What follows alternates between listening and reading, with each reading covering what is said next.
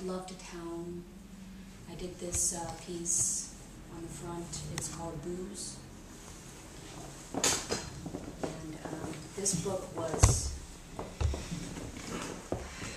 really something I had to write to get through a very difficult time for me. I was in a really abusive relationship,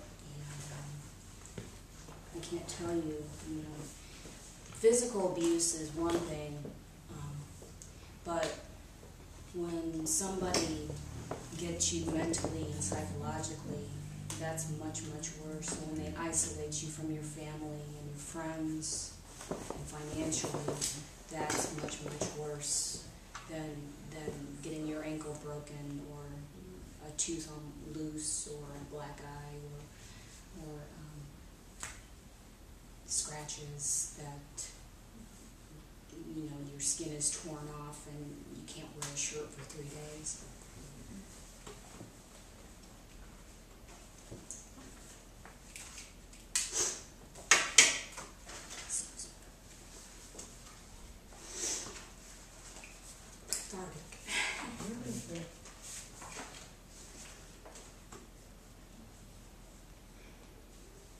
Our 20th night of drinking.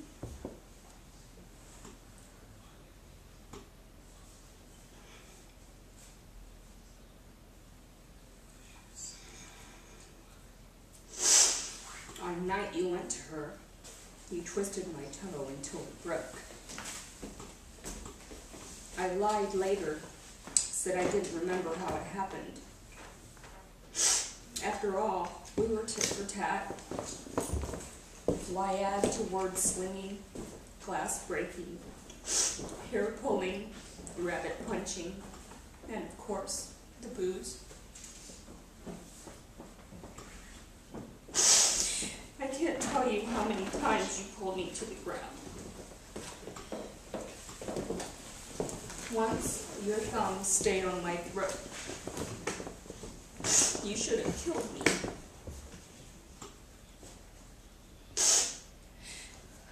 On this night you went to her, I awoke in our bed. It was that stupid caller box that gave me her number. Your toe isn't the issue, you said, as I looked at your Rolodex of who had called for me. I'd let it blink to make sure you could see all the calls, the whopping, or who I had to prove, as you convinced, as you always do.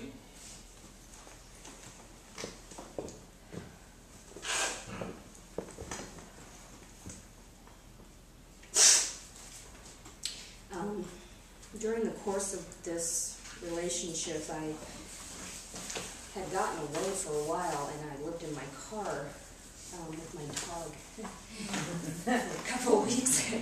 I had a broken ankle, and my ankle was in a cast, and I was in crutches, and I was actually very happy. I traveled across the country and went to my cousins in D.C., and so this is a poem that kind of talks about what my car was like. It's called The Apartment of My Car. In the apartment of my car, I kept your picture next to the speedometer, Christ over the idiot lights, my cousin on the side. From the lawn where you threw my belongings out for free, I arrived. I remember the 30-year-old jewelry box from Korea, the pendant of my great-grandmother from Ellis Island, the photographs of ancestors I cannot name. I slept in my car only hours from you kicking me to the street, hours from recovering ankle surgery, then hours more falling from a roof, and then hours later getting fired, then hours later sleeping on a shelter bed. My crutches and 15-year-old dog patient in the back seat of my apartment were hours from your eyes, dark without my broken sunglasses. Night, day, night, night. I felt the last fist on my face, the last look, dejected. The handcuffs double-locked, your fake passing out on the broken futon, and words you said to the cops. Whatever she said. No one who really knows you would share a foxhole with you. This war, so prevalent, so historically insignificant.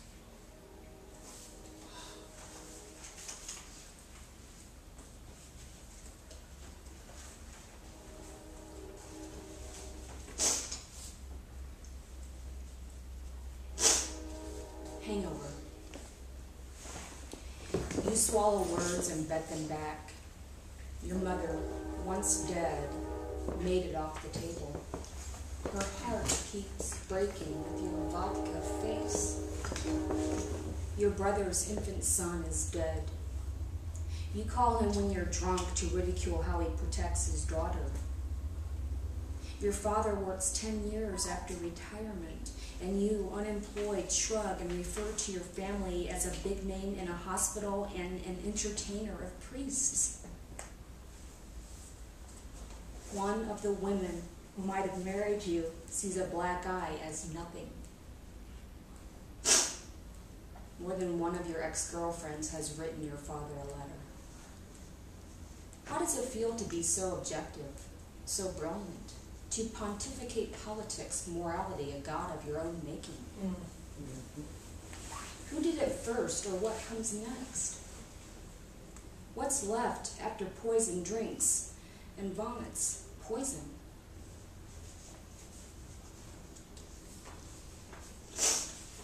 And final one, and I gotta get off this subject.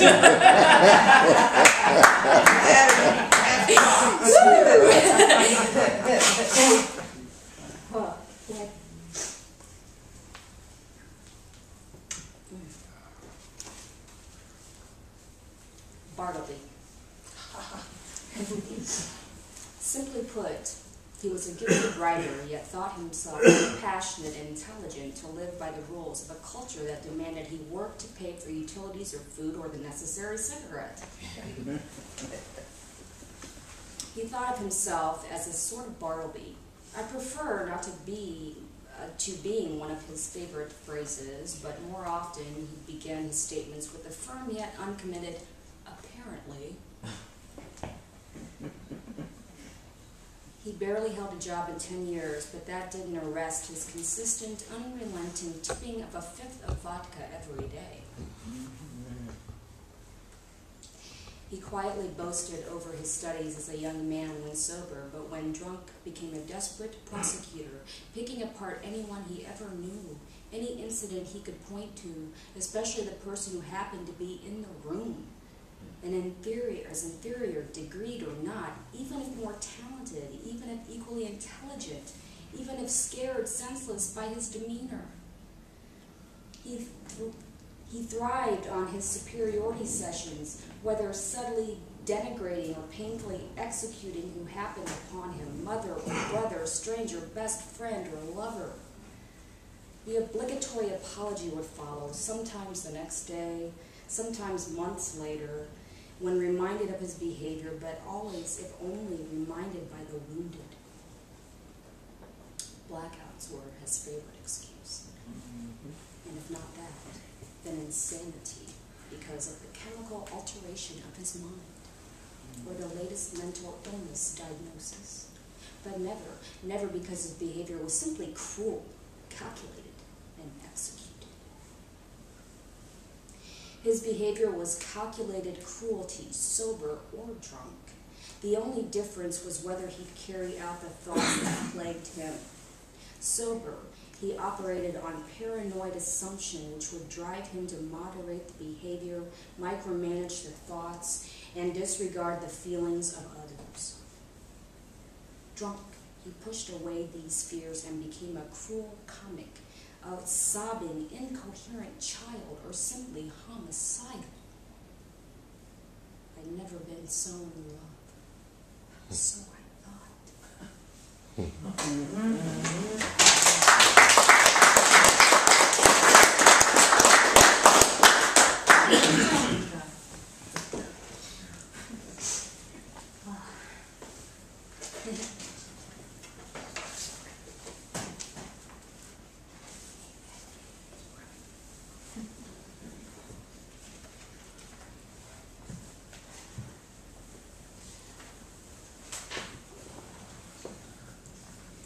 is the book, The Drug. I'd like to read just very shortly these couple of acknowledgments. The acknowledgments are based upon the sections of the book, and there are 4 sections. And titles that go like this. Pure Zero. To Tom, may you rest in peace, dear friend. And Tom was a friend of mine some years back at the 13th Step House, and he was a very quiet person, recovering alcoholic and very depressed.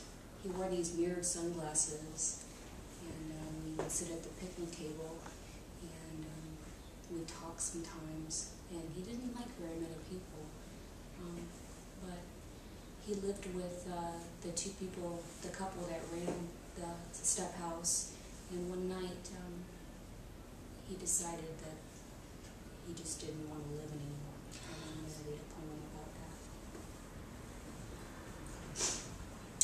Next one is Reflection. To those mentioned in poems, may you discover yourself now that you are free.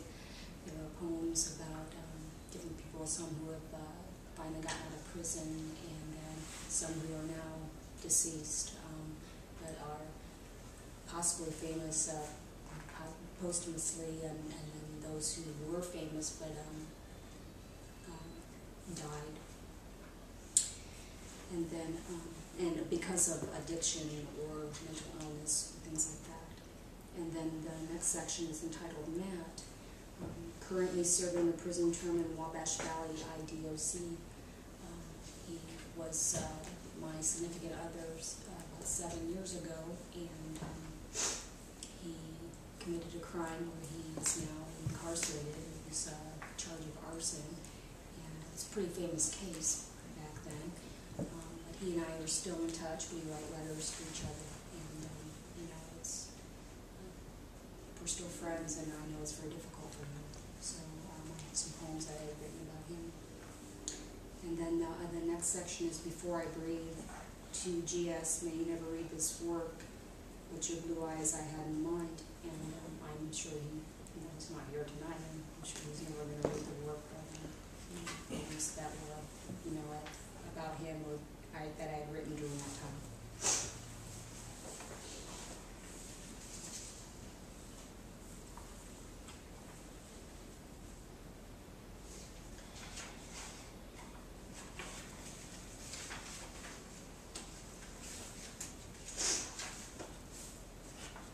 Is for Tom. Closing time.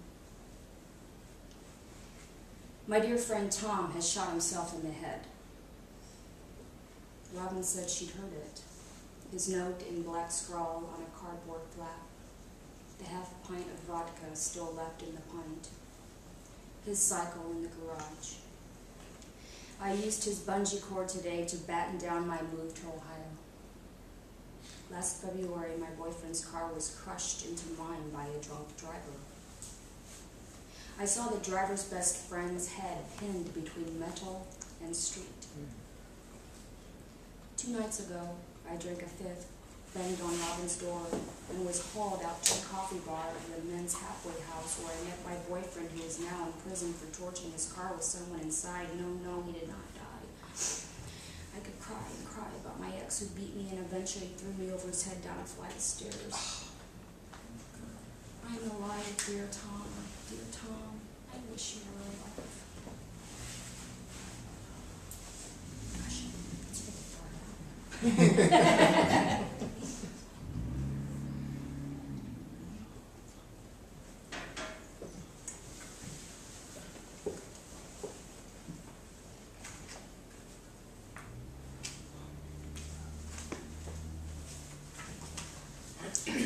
These couple of poems are in the section Matt.